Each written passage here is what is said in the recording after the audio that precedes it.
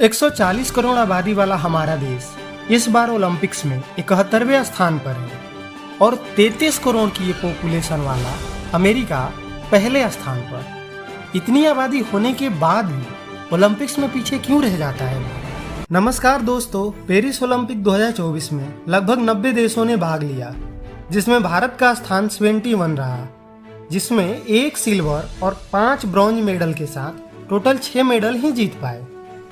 भारत ने ओलंपिक में आज तक जितने भी मेडल जीते हैं, उससे भी ज्यादा गोल्ड मेडल अमेरिका और चाइना के एथलीट एक सीजन में जीत जाते हैं। तो आप सोच सकते हैं कि ओलंपिक में हम कितने पीछे हैं। तो चलिए जानते हैं कि भारत ओलंपिक में इतना पीछे क्यों है, जिसमें सबसे पहला और सबसे बड़ा कारण है बचपन से ही पढ़ाई का दबाव कि बेटा पढ़ाई ही सब कुछ है।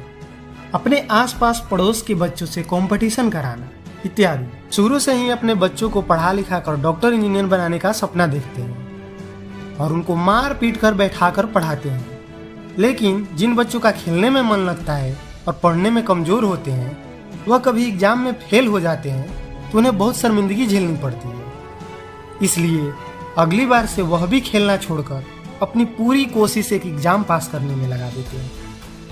हमारे देश में प्रतिभा की कोई कमी नहीं है, लेकिन हमारा एजुकेशन सिस्टम और गवर्नमेंट प्रतिभाशाली बच्चों को एक एग्जाम पास करने में लगा दिया जाता है।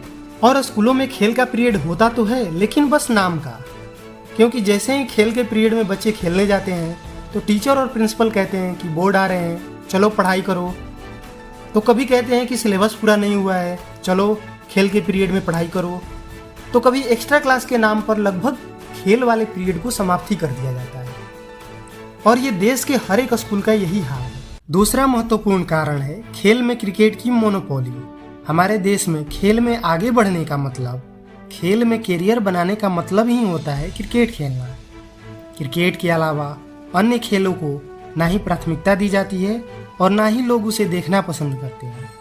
हमारे देश की बड़ी बड़ी कंपनियां क्रिकेट को तो स्पॉन्सर करती है, लेकिन हॉकी, वॉलीबॉल, फुटबॉल, कबड्डी जैसे गेम के लिए स्पॉन्सर ही नहीं मिलती। लोग बस आईपीएल और क्रिकेट वर्ल्ड कप ही देखने में व्यस्त रहते हैं। कुछ लोगों को तो ओलंपिक का नाम तक भी नहीं पता। साथ ही हमारे देश में बहुत सारे ऐसे लोग हैं जिनको ओलंपिक्स में कौन कौन खेल होते हैं उसका पता नहीं है। जो बच्चे मेहनत करते हैं उन्हें अच्छे कोच नहीं मिलते हैं और पैसों की अभाव की वजह से पीछे रह जाते हैं, क्योंकि हमारी सरकार का खेल बजट बहुत ही कम है। और साथ में एक ऐसी मानसिकता जो लोगों के दिमाग में सदियों से बैठी हुई है कि लड़कियां घरों में काम करने के लिए बनी हैं, उन्हें खेलने और आगे बढ़ने का मौका नहीं दिया जाता है। जबकि ओलंपिक्स में मेडल लाने का रेशियो पुरुषों से भी ज्यादा है। जो लड़कियां हिम्मत करके आगे भी बढ़ती है, ओलंपिक्स में खेलने के लिए संघर्ष भी करती हैं, उनके साथ शोषण किया जाता है और उन्हें न्याय पाने के लिए प्रदर्शन करना पड़ता है।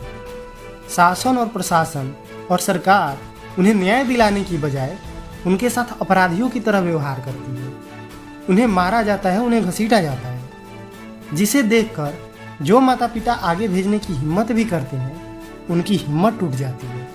वो अपनी बेटियों और बहनों को खेल में आगे भेजने से डरते हैं। हम सलाम करते हैं उन खिलाड़ियों को जिन्होंने ओलंपिक्स में भारत का प्रतिनिधित्व किया है, क्योंकि जो भी खिलाड़ी आज ओलंपिक्स में पार्टिसिपेट किए हैं, इस मुकाम पर पहुंचे हैं, उसका पूरा श्रेय केवल उन खिलाड़ियों को जाता है जिन्होंने पूरे समाज से लड़कर अपनी संघर्ष की विजय गाथा को लिखा है। इन खिलाड़ियों ने अपने जीवन और कैरियर को रिस्क में डालकर विश्व में अपना परचम लहराया है।